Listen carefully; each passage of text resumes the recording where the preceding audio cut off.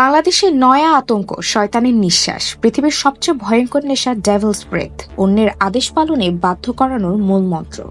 জাদুটোনার মতোই কাজ করে স্কোপোলামিন। দেশে অভিনব কৌশলে বেড়ে চলেছে নানা প্রতারণা ও ছিনতাই। বর্তমানে নতুন একটি পন্থা দেশের মানুষের মধ্যে আতঙ্ক ছড়িয়েছে। এই পন্থায় একজন প্রতারক কিংবা ছিনতাইকারী ভুক্তভোগীকে চাইলেই কাবু করে নিজের ইশারায় নাচাতে পারেন।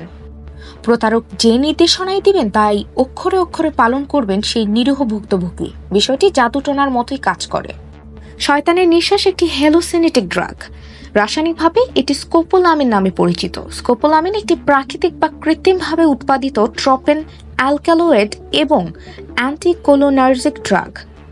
এটি হায়োজিন, ডেভিল ব্রেথ, শয়তানের নিঃশ্বাস, বুড়োডাঙ্গা, রোবট ড্রাগ, জম্বি ড্রাগ বা কলম্বিয়ান ডেভিলের নিঃশ্বাস নামেও পরিচিত। এটি বিশ্ব স্বাস্থ্য সংস্থার প্রয়োজনীয় ওষুধের তালিকায় রয়েছে। রোগীকে অপারেশনের আগে অজ্ঞান করতে এটা ব্যবহার করা হয়।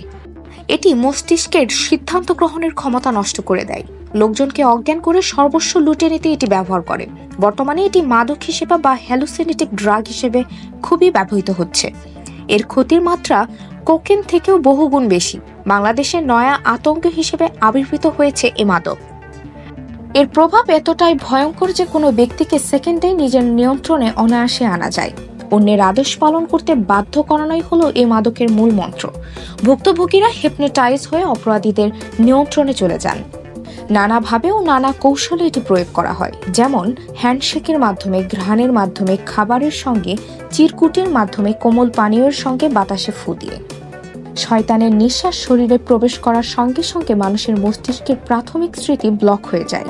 ফলে আক্রান্ত ব্যক্তি আক্রমণকারীকে দেখতে পেলেও চিনতে পারেন না এবং কিছু মনে রাখতে পারেন না। এর প্রভাবে শরীরে কোনো প্রতিরোধ ক্ষমতা থাকে না বা বাইরের কোনো আক্রমণে শরীর কোনো প্রতিক্রিয়া দেখানোর মতো অবস্থায়ও থাকে না।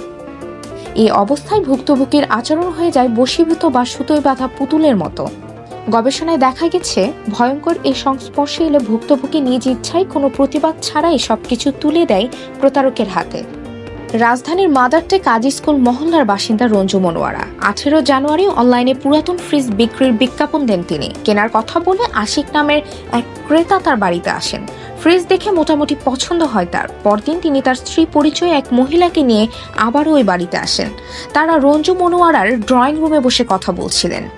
এক সময় রঞ্জু মনোয়ারা ওই মহিলার হাতে তুলে দেন তার গলা ও হাতের অলংকার, ঘরে রাখা নগদ টাকা সহ কয়েক ভরি স্বর্ণালংকার। কিছুক্ষণ পর তারা ওই বাসা থেকে বিদায় নেন।